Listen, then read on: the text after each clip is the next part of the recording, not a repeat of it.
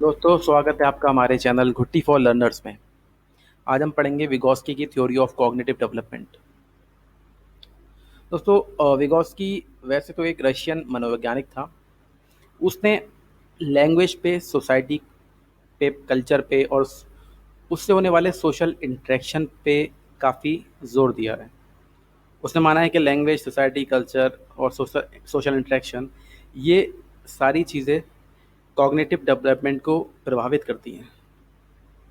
विगोस्की ने social constructivism यानी सामाजिक रचनावाद पे जोर दिया है। यानी जो भी बच्चा अपने दिमाग में नॉलेज को कंस्ट्रक्ट करता है, वो कहाँ से आती है? वो सोसाइटी से ही आती है। तो इसलिए इसने सोशल कंस्ट्रक्टिविज्म यानी सामाजिक रचनावाद का कंसेप्ट दिया। भाषा भी बच्चे के विकास में एक अहम रोल प्ले करती है, एक अहम रोल निभाती है, ये विगोस्की ने कहा। बच्चे का विकास सोशल इंटरेक्शन से होता है।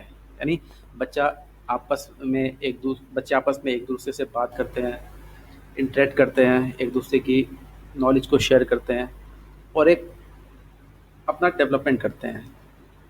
तो इसी से बच्चा लैंग्वेज भी सीखता है। विगोस्की ने बताया कि बच्चे का विकास समाज और संस्कृति यानी सोसाइटी और कल्चर से भी प्रभावित होता है। यानी सोसाइटी और कल्चर भी उससे इम्पैक्ट डालेगा बच्चे के कॉग्निटिव डेवलपमेंट पे। और इसकी थ्योरी की दो स्टेजेस हैं। पहली स्टेज है लेवल ऑफ एक्चुअल डेवलपमेंट यानी वास्तविक विकास का स्तर। यानी ये वो स्तर है, ये वो लेवल है जब बच्चा किसी भी काम को बिना किसी की मदद किए हुए यानी खुद के सहारे कर लेता है। तो वो क्या कहलाता है? Level of actual development. और दूसरा है लेवल ऑफ प्रॉक्सिमल डेवलपमेंट यानी संभावित विकास का स्तर। जब बच्चा किसी काम को किसी की मदद से यानी किसी और की मदद के ज़रिए वो करता है और उसे अच्छे से करता है, तो वो level level of proximal development कहलाता है यानी संभावित विकास का स्तर।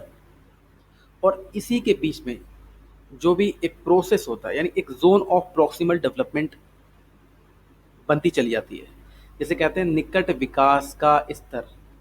यानी संभावित विकास और वास्तविक विकास के बीच में जो भी अंतर आता है, यानी एक्चुअल डेवलपमेंट से बच्चा प्रॉक्सिमल डेवलपमेंट की तरफ जाता है, तो उस पूरी जोन को, उस पूरे पीरियड को क्या कहते हैं? पूरे लेवल को zone of proximal development.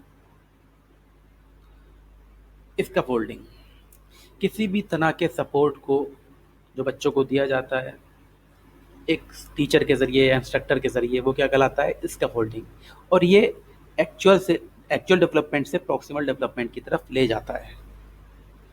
MKO more knowledgeable other, ये किसी टीचर या इंस्ट्रक्टर को कह सकते हैं जो कि लर्नर यानी बच्चे से ज़्यादा ज्ञान और समझ रखता हो। इस डायग्राम से हम समझ लेते हैं कि विगोस्की की थ्योरी क्या है।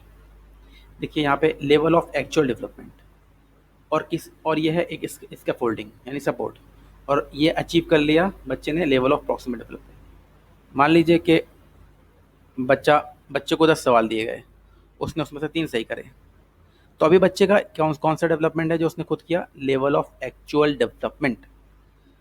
फिर टीचर ने बच्चों को पढ़ाया या बच्चे ने ट्यूशन ली वगैरह, तो वहाँ पर उसे एक स्कैफोल्डिंग मिल गई यानी एक सपोर्ट मिल गया, और इस सपोर्ट से उसने कौन सा लेवल अचीव कर लिया? Level of proximal development.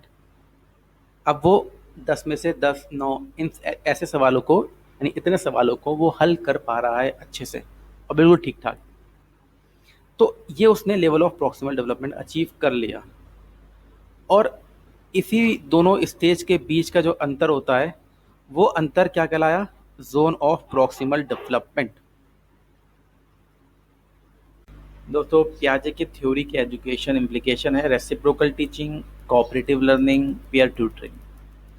Reciprocal teaching में टीचर बच्चे को ग्रुप में बांट देता है और खुद भी उस ग्रुप में शामिल हो जाता है, और फिर बच्चा टीचर से सवाल करता है और टीचर को जवाब भी देता है, और टीचर भी बच्चे से सवाल करता है और जवाब देता है। तो ऐसे ही आदान प्रदान करते हैं टीचर और बच्चा।